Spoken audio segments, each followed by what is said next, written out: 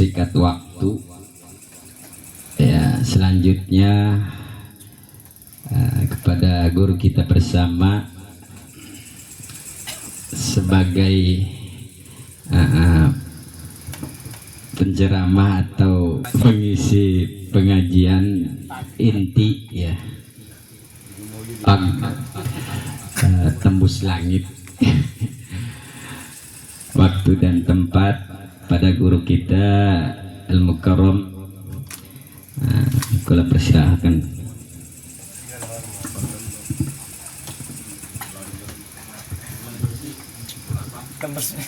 Assalamualaikum warahmatullahi wabarakatuh. Tahiyatan thayyibah wa ihtiramatan hasanah. Yang sangat saya muliakan para dewan guru, para asatiz, para pimpinan majelis ta'lim, dan juga para pimpinan pondok pesantren yang sangat saya muliakan, para hadirin jamaah pengajian rahimakumullah. Syukur alhamdulillah, tak bosan-bosan kita panjatkan kehadirat Allah Subhanahu wa ta'ala, sebagaimana Allah pun tidak pernah bosan memberikan nikmat kepada kita semua. Nikmat dipanjangkan umurnya, nikmat diberikan kesehatan, nikmat bisa berkumpul dengan keluarga. Mudah-mudahan nikmat yang kita rasakan diberikan oleh Allah, kita tasarrufkan untuk melaksanakan ibadah kepada Allah Subhanahu wa ta'ala. Dan salah satu bukti kita melaksanakan ibadah diantaranya kita berkumpul untuk bersama-sama thalabul ilmi. Mudah-mudahan thalabul ilmi kita walaupun dengan sangat-sangat sederhana diberikan keridhaan oleh Allah Subhanahu wa ta'ala. Salawat dan iring salam mudah-mudahan selalu tersampaikan keharibaan junjungan Nabi dan Rasul pilihan, Habibana wa syafi'ana wa maulana Muhammad sallallahu alaihi wasallam beserta para keluarganya, para sahabatnya, para tabi'in ila yaumil qiyamah. Hadirin jamaah rahimakumullah.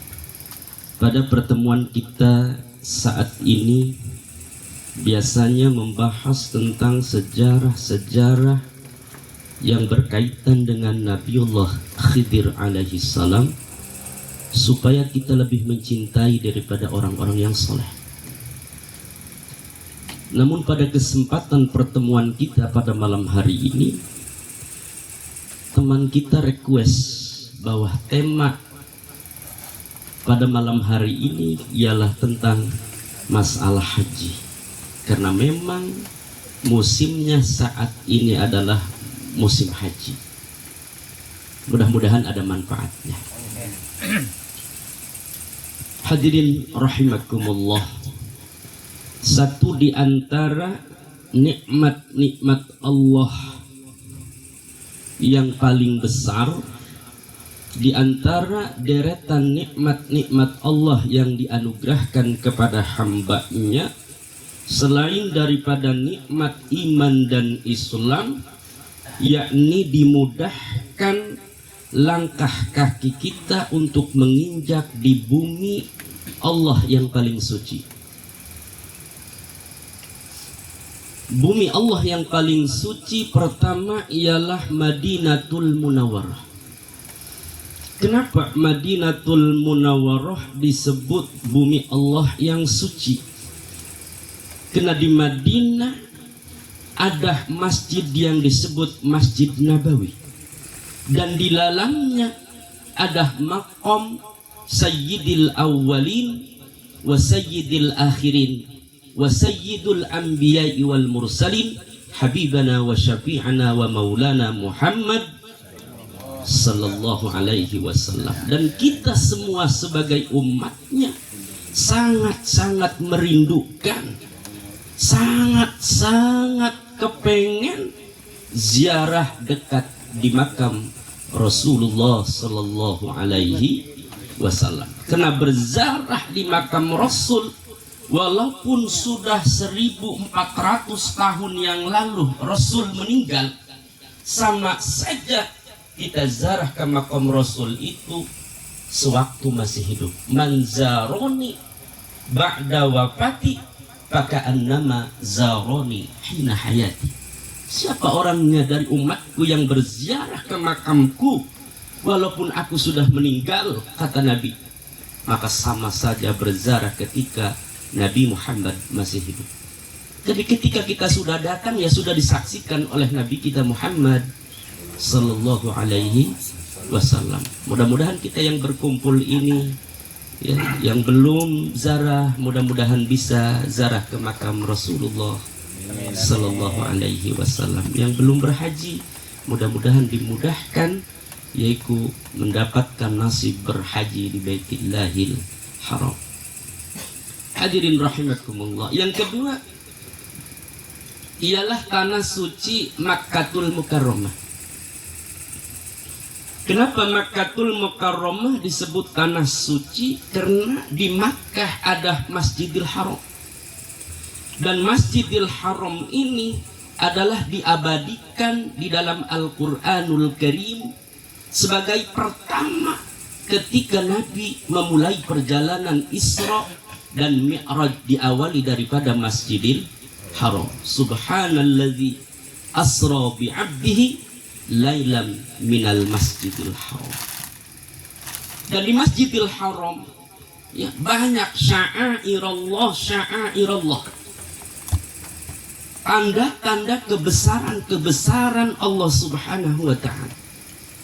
Ada yang namanya Bukit Sofa, ada yang namanya Bukit Marwah, sebagai tempat rukun atau wajib ketika bagi orang yang melaksanakan umroh maupun haji, hukumnya sa'i, ya, antara Sofa dan Marwah. Dan itu adalah hasil sejarah istrinya Nabi Ibrahim alaihi salam yang bernama Siti Hajar ketika melihat anaknya Ismail kecil menangis karena kering air susunya Siti Hajar karena tidak meminum air. Maka dari Bukit Sofa berjalan naik ke Bukit Marwah. Di atas Bukit Marwah berdiri sambil mencari setitik air. Turun lagi, naik lagi ke Bukit Sofa, cari air lagi, tidak ada, tuh sampai 7 kali putaran, 7 kali balikan. Maka diabadikanlah. Sekarang sejarah tersebut menjadi hukumnya tempat sa'i bagi orang yang haji maupun umroh, untuk mengenang sejarah istrinya Nabiullah Ibrahim alaihi salam. Inna Safa wal Marwata min sya'airillah. Terus diantaranya sya'airullah yang ada di Masjidil Haram ialah air Zam-Zam, ya, air mukjizat. Dan air Zam-Zam ini adalah air yang sangat suci, ya, karena hasil daripada injakan atau gebrasan malaikat Jibril ketika Nabi Ismail mengelak, ya, dahaga kepengen minum. Maka Allah Subhanahu wa ta'ala memerintahkan malaikat Jibril, ya, supaya menghentakkan sayapnya, dan alhamdulillah keluarlah air. Maka Siti Hajar langsung nyamperin itu air, langsung dikumpulkan dengan tangannya dengan bahasa zam, yang dalam arti kumpul. Maka jadilah air Zam-Zam. Dan sampai sekarang air Zam-Zam tersebut kagak pernah asap, hadirin, kagak pernah kekurangan, padahal setiap ribuan tahun sudah tapi air Zam-Zam itu kagak pernah kekurangan. Tapi yang tak kalah penting jadi Masjidil Haram, ada yang namanya Baitullah atau Ka'bah. Dan Baitullah ini atau Ka'bah adalah merupakan kiblat seluruh kaum muslimin yang ada di kolong dunia ini. Apakah orang Amerika, apakah orang Belanda, apakah orang Inggris, apakah orang Afrika, apakah orang Indonesia dan lain sebagainya, ketika melaksanakan sholat semuanya bersatu mengarah ke Masjidil Haram atau ke Baitullah. Awalli wajhaka syatrul Masjidil Haram. Dan orang yang ditakdirkan oleh Allah Subhanahu wa ta'ala, orang yang dipilih oleh Allah Subhanahu wa ta'ala untuk menginjakkan kakinya di tanah suci Allah adalah tamu Allah yang sangat-sangat mulia.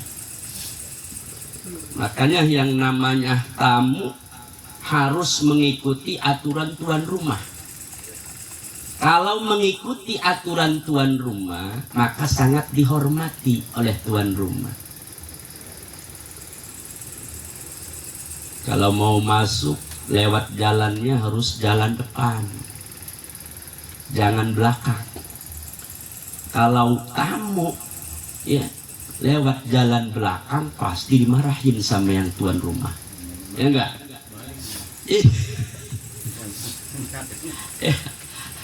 Tapi mudah-mudahan semuanya selamat. Amin. Tamu-tamu Allah Subhanahu wa ta'ala. Nah, itulah sedikit sejarah hadirin rahimakumullah. Dan haji ini adalah salah satu syariatun qadimah, syariat terdahulu, undang-undang pada zaman-zaman Nabi terdahulu. Sehingga seluruh Nabi yang jumlahnya 124.000 Nabi, Rasul yang jumlahnya 314 Rasul, itu semua menjalankan yang namanya ibadah haji. Ma min nabiyyin illa hajja hadzal bait. Tidak ada seorang nabi melainkan semuanya melaksanakan ibadah haji di Baitillahil Haram. Seperti dalam kitab Fathul Mu'in, orang yang pertama kali menjalankan ibadah haji ialah Nabi Adam alaihissalam. Dan Nabi Adam alaihissalam diriwayatkan melaksanakan haji 40 kali berjalan kaki dari negara India. Coba bayangkan dari negara India berjalan kaki sampai ke Masjidil Haram atau sampai ke Mekah. Kenapa Nabi Adam haji dari negara India? Karena memang Nabi Adam ketika diturunkan dari surga dengan istrinya itu dipisah, ya, diturunkan dari surga oleh Allah Subhanahu wa ta'ala, ya. Nabi Adam diturunkan negara India, Hindi, dan Siti Hawa istrinya diturunkan di negara Jeddah. Maka Jeddah itu negara yang paling tua, ibu tua, yaitu Siti Hawa. Ya. Maka sambil mencari istrinya supaya ketemu Nabi Adam melaksanakan haji itu. Dan alhamdulillah dalam satu riwayat ketika bertemu dengan istrinya pas, yaitu di tanah Arafah di Jabal Rahmah. Maka di atas gunung Jabal Rahmah itu ada yang namanya tugu di atasnya. Itu sebagai diabadikan ialah sebagai tempat pertemuan Adam dan Hawa. Makanya orang-orang Indonesia kadang-kala ngelatak kalau bahasa kita, pengen punya jodoh ditulis di sana. Marfu'ah, marfonah, si Jenab supaya jodoh.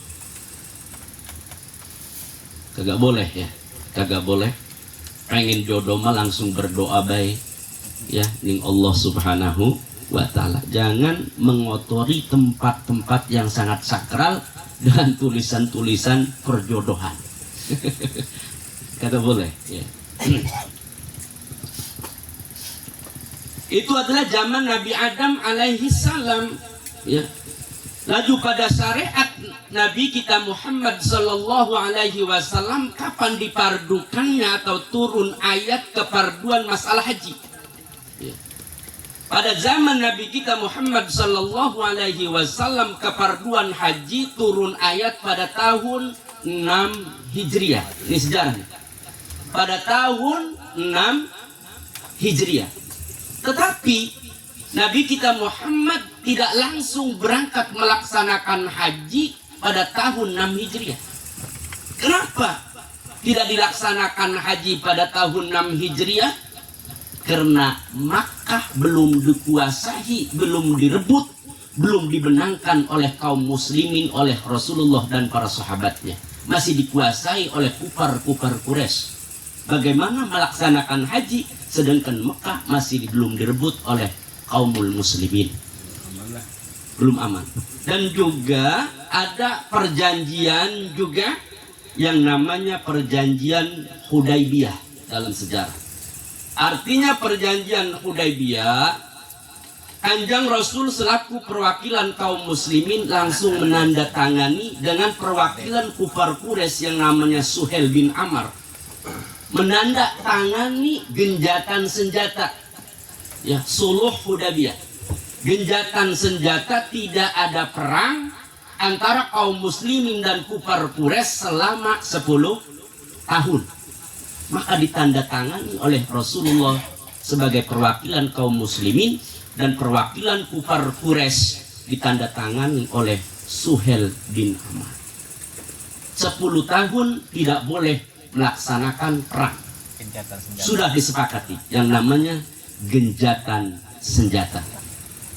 Tetapi apa yang terjadi, hadirin rahimakumullah, kufar Quraisy mengkhianati perjanjian Sulh Hudaybiyah. Ternyata ada suku yang namanya suku Bakrin, ya. Qabilah Bakrin. Suku Bakrin ini berpihak kepada Rasulullah. Banyak orang yang beriman mendukung perjuangan Rasulullah, suku Bakar yang ada di lingkungan negara Makkah. Terdengar oleh kaum kufar-kufar Quraisy, ya, terdengar oleh kaum kufar-kufar Quraisy, maka bersatulah untuk menyerbus suku tersebut. Maaf, hadirin, salah, yaitu suku Bani Khuza'ah. Ya, suku Bani Khuza'ah bersatu kepada Rasulullah kaum muslimin sehingga diserang kelawan suku kabilah Bakrin. Diserang, didukung oleh kufar Quraisy. Akhirnya karena tidak imbang kekuatan tersebut, ya, suku Khuza'ah, Bani Khuza'ah tidak imbang dengan kekuatan Bani Bakrin yang didukung oleh kufar Quraisy, maka akhirnya terbantai semua suku daripada Bani Khuza'ah yang memihak kepada Rasulullah Shallallahu Alaihi Wasallam. Ratusan nyawa melayang. Padahal ada genjatan senjata, tidak boleh melanggar genjatan senjata. Maka ada yang selamat lapor kepada Rasulullah Shallallahu Alaihi Wasallam. Melapor, saking Bani Khuza'ah, kabilah Bani Khuza'ah melapor menghadap kepada Rasulullah bahwa Bani Khuza'ah lalu lantak semua terbunuh. Siapa yang melaksanakan pembunuhan, yang menyerang adalah Bani Bakrin didukung oleh kufar Quraisy. Hadirin rahimakumullah. Akhirnya Rasulullah marah besar. Kenapa? Karena mengkhianati perjanjian Hudaybiyah. Mengkhianati perjanjian Hudaybiyah. Maka mengirim surat Rasulullah kepada kufar Quraisy untuk membayar dam, fidyah kematian orang yang dibantai oleh kufar Quraisy daripada suku Khuza'ah. Tapi apa jawaban daripada kafir Quraisy? Jangankan menerima surat Rasulullah untuk membayar fidyah, ya, malah sebaliknya menantang, yaitu Rasulullah dan kaum muslimin. Tidak mau bayar, hadir. Sudah mengkhianati genjatan bersenjata, sudah membunuh, disuruh bayar fidyah pembunuhan tersebut, kagak mau. Maka Rasulullah Shallallahu Alaihi Wasallam menghimpun kekuatan, membawa pasukan 10.000 pasukan. Berapa? 10.000 pasukan dengan panglima, dibikin panglimanya adalah 4. Panglima perangnya, jenderalnya dibikin 4. Satu pemimpinnya yang namanya Khalid bin Walid, pemimpin jenderal Rasulullah untuk menghadapi perang kufar Mekah. Yang kedua ialah Sa'ad bin Ubadah, jenderal perang. Yang ketiga adalah Ubaidah bin Jarrah. Yang keempat ialah Zubair bin Awam, bin Awam. Ini 4 jenderal. Cuman Sa'ad bin Ubadah ini limpahan daripada orang tuanya. Tadinya yang dikasih sebagai panglima jenderal adalah Ubadah. Namun Ubadah ini terlalu sangat bersemangat. Ketika ada perintah perang untuk merebut Makkah, Ubadah ini terlalu bersemangat. Nah, inilah kata Ubadah, waktunya kita untuk balas dendam. Dulu kita kelahiran negara Mekah, Nabi kita kelahiran negara Mekah, terusir dari negara Mekah. Inilah saatnya yang ditunggu-tunggu untuk membantai daripada kufar-kufar Quraisy. Terdengar oleh Rasulullah, jangan begitu kamu, karena di Mekah itu banyak saudara-saudaraku, banyak saudara-saudaraku. Jadi sungguh pun semangat Ubadah ini melaksanakan peperangan, tapi kata-katanya kasar. Itu dicabut benderanya, dipindahkan panglima perang kepada anaknya yang namanya Sa'ad. Diturunkan panglima perang kepada anaknya namanya Sa'ad. Bawalah pasukan tersebut. Di bawah pasukan tersebut 10.000 pasukan, di bawah 4 jenderal, di bawah ke Mekah. Maka Mekah pada waktu itu dikubeng dari 4 arah, dikepung daripada 4 penjuru 4 arah. Mendengar bahwa Rasulullah mengerahkan pasukannya 10.000 pasukan, maka kufar-kufar Quraisy bergetar hatinya. Bergetar hatinya karena kagak imbang. Pasukan yang begitu besar 10.000 melawan yaitu pasukan kufar Quraisy yang beberapa ribu. Maka bergetar hatinya. Itu terjadi pada bulan Ramadan tahunnya tahun 8 Hijriah untuk menyerang Mekah. Tapi kata Rasulullah, jangan terjadi pembunuhan, jangan terjadi peperangan. Kalau musuh kufar Quraisy ini tidak mencabut pedangnya, jangan coba-coba mencabut pedang. Karena saya sendiri kepengen tidak ada korban jiwa dalam merebut daripada Mekah. Karena di situ banyak kerabat, saudara-saudara, paman-paman dan kelahiran Nabi Muhammad sallallahu alaihi wasallam. Akhirnya diutuslah daripada kufar Quraisy ini untuk menegosiasi Nabi Muhammad di tenda-tenda. Kaum muslimin ditemui oleh kufar-kufar Quraisy sebagai utusan, minta perdamaian. Tetapi kata Rasulullah, tidak ada damai. Satu, perang atau menyerah. Maka bahasa Nabi, umumkan kepada seluruh lingkungan Makkah, siapa orangnya yang masuk ke rumahnya masing-masing, dia selamat. Dan siapa yang masuk ke rumahnya, ke Masjidil Haram, dia selamat. Siapa yang tidak menghunuskan pedangnya, dia selamat. Akhirnya semua pada ketakutan, sepi, digempurlah negara Mekah. Tapi alhamdulillah tidak ada korban jiwa, karena semuanya masuk ke rumahnya masing-masing. Maka terjadilah yang disebut Futhu Mekah. Maka tidak direbutnya negara Mekah oleh kaum muslimin, tidak ada pembunuhan.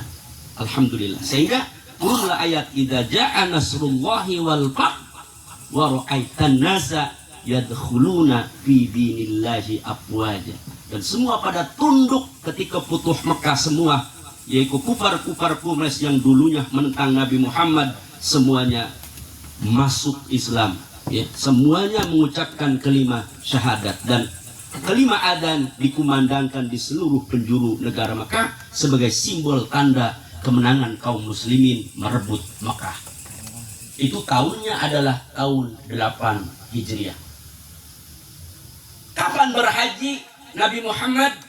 Nabi Muhammad sallallahu alaihi wasallam karena sudah dikuasai Mekah pada tahun 8 Hijriah, maka melaksanakan haji yang disebut haji wada, Haji wada itu pada tahun 10 Hijriah. Ya. Turun ayat tahun 6 Hijriah, dibuka atau dimenangkan direbut negara Mekah 8 Hijriah, tahun 10 Hijriah baru Rasulullah Shallallahu Alaihi Wasallam beserta kaum muslimin, ribuan kaum muslimin melaksanakan ibadah haji. Tenang ibadah hajinya. Kenapa?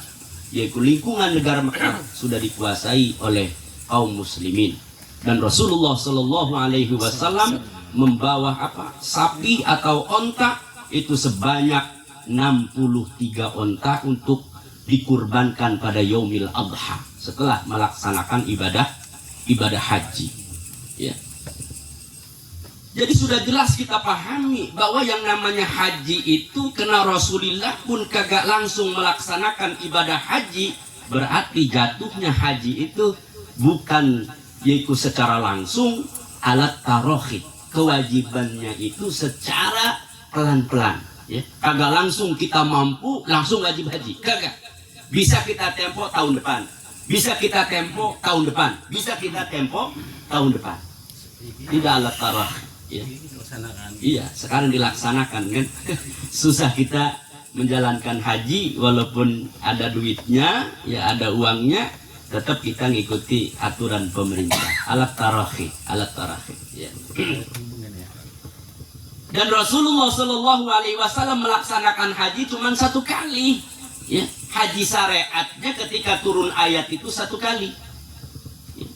Sebelum turun ayat pun melaksanakan haji, Nabi ketika masih di Mekah melaksanakan haji 2 kali. Itu pun sembunyi-sembunyi. Ya, 2 kali. Jadi, anna Nabiya sallallahu alaihi wasallam hajja hadzal bait salasa hijajin. Ya. Hijjatani qabla ma hajara, ya, wa hijjatan ba'da ma hajara wa maha umratun. Ya. Wasako salasatan wasitina badanatan. Nah, dalam satu hadis Rasulullah Shallallahu Alaihi Wasallam melaksanakan ibadah haji 3 kali. 1 kali dilaksanakan setelah hijrah dan 2 kali Nabi melaksanakan sebelum hijrah. Ya. Dan melaksanakannya haji namanya disebutnya haji wada dan pelaksanaannya disebutnya haji ifrad. Apa tuh haji ifrad? Haji ifrad itu takdimul haji alal umroh. Fokus melaksanakan haji, setelah melaksanakan haji beres baru melaksanakan umroh. Itu yang namanya haji ifrad, ya.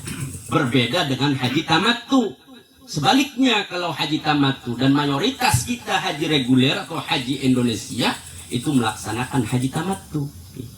Kalau haji tamattu itu takdimul umroh, takdimul haji alal takdimul umroh alal haji. Jadi umroh dulu sebanyak-banyaknya kita ketika di Mekah sambil nunggu datangnya tanggal 9 daripada bulan haji. Baru setelah melaksanakan umroh beres, ada yang dapat 5, ada yang dapat 6 tuh ya. Melaksanakan umrohnya baru beres, kita melaksanakan haji. Udah kagak umroh lagi, udah beres melaksanakan haji mah karena sudah dulu. Tapi kena bayar dam. Paman tamatta'a bil umroti ilal haji famastaisara minal hadi. Maka siapa yang melaksanakan haji tamattu, siapapun, maka wajib untuk membayar denda motong 1 kambing minal hadi. Apakah diwajibkan harus 1 kambing saja? Ya kalau kagak mampu kagak apa-apa. Kalau kagak mampu kagak ada uangnya, kagak usah motong pakai kambing. Tapi diganti dengan puasa. Berapa puasa? 10 hari, 3 hari kita selama di sana kita puasa 3 hari dan setelah kembali kita di rumah susulkan yang 7 hari. Ya, faman lam yajid fasyamu salasati ayyamin fil haji wa sab'atin idza raja'tum. Jangan dipaksa kalau kagak mampu, ya kan? Tetapi di situ ada nilai ekonomi bagi pengelola. Ya, harus bayar dam semua, tapi walaupun kagak mampu juga harus dipaksa dipakai mampu bayar dam semua. Nggak ada tim melaksanakan puasa, padahal dibolehkan. Kalau sangunya kita ibaratnya tipis, aduh buat bayar dam nih kagak ada pas buat sangu doang, kagak jadi masalah, kita puasa aja. Ya kalau pakai haji tamattu, puasa aja 3 hari di haji, di tanah haram dan 3 hari dan 7 hari nanti setelah kita kembali. Faman lam yajid fasyamu salasati ayyamin fil haji wa sab'atin idza raja'tum tilka asyaratun kamilah. 10 hari. Bayar. Itu namanya haji tamattu. Dan umum kita orang Indonesia itu melaksanakan haji tamattu. Nah, itu sejarah. Ini belum masuk ke pokok daripada permasalahan haji. Apa cukup aja segini? Ya, udah malam ini. Udah bengi. Ya, kita belum masuk tentang banyak hadis-hadis yang menerangkan tentang fadilah keutamaan bagi orang yang berhaji, dan banyak juga hadis-hadis yang mengancam ya bagi orang yang mampu untuk melaksanakan haji, ada biaya cukup, tapi dia kagak mau daftar haji, itu diancam sampai meninggal dunia. Dan ada hadisnya, man mata walam yahijjah falyamut insya'a yahudiyan wa insya'a nasraniyan. Itu adalah ancaman daripada Rasulullah Shallallahu Alaihi Wasallam. Barang siapa orangnya mati sedangkan dia belum melaksanakan haji, padahal dia kehitung orang mampu, ya mampu secara mubasyarah binafsi, maksudnya awaknya sehat, itu mubasyarah binafsi, awaknya kagak ada penyakit, awaknya sehat jalannya, dan mubasyarah dan istitoah secara maliyah. Yang kedua, istitoah secara maliyah, malnya, harta kayanya ada, tapi kagak mau daftar haji sampai meninggal dunia. Ini dapat ancaman. Falyamut ya insya'a yahudiyan wa insya'a nasran. Maka silahkan meninggal dunia di antara 2 pilihan. Apa antara 2 pilihan? Yahudian, mau jadi Yahudi, wa insya'a nasronian, atau jadi Nasrani. Itu pilihan kagak ada yang enak, Yahudi maupun Nasrani. Apakah mati dalam keadaan agama Yahudi? Bukan, saudara. Apakah mati orang yang seperti dalam keadaan Nasrani? Bukan. Maksudnya ya i'tiqadnya fid-dhalal. I'tiqadnya dalam sama sasarnya seperti orang Yahudi dan orang Nasrani. Bukan berarti dia itu mati dalam keadaan Yahudi dan Nasrani. Itu sebagaimana keterangan daripada yaitu Imam Ghazali dalam kitab Ihya Ulumuddin. Fid-dhalal. I'tiqad fid-dhalal, dalam kesesatan. Apakah disiksa di alam kubur? Ya jelas disiksa. Kenapa? Meninggalkan yang namanya fardu. Fal fardu ma fi fa'lihi sawabu kada ala tarikihil iqab. Nah, ya. Arif. Maka yang namanya fardu kalau dilaksanakan kita mendapat pahala. Sebaliknya kalau kita tinggalkan maka kita akan mendapatkan siksa. Dan haji itu adalah salah satu daripada rukun Islam. Maka haji ditaruhnya di nomor yang terakhir, nomor yang kelima ya. Hadirin jamaah rahimakumullah, mungkin inilah yang bisa saya sampaikan ya. Dalam kesempatan pertemuan saat ini kita belum membahas tentang masalah fadilah haji, hanya sejarah daripada kaum muslimin yang menguasai atau memenangkan peperangan tanpa mengeluarkan darah satupun, merebut tanah suci Mekah dikuasai oleh kaum muslimin, para sahabat dan Rasulullah Sallallahu Alaihi Wasallam. Mohon maaf atas segala kekurangan. Hadanallahu wa iyyakum ajma'in wal afwa minkum. Wassalamualaikum warahmatullahi wabarakatuh.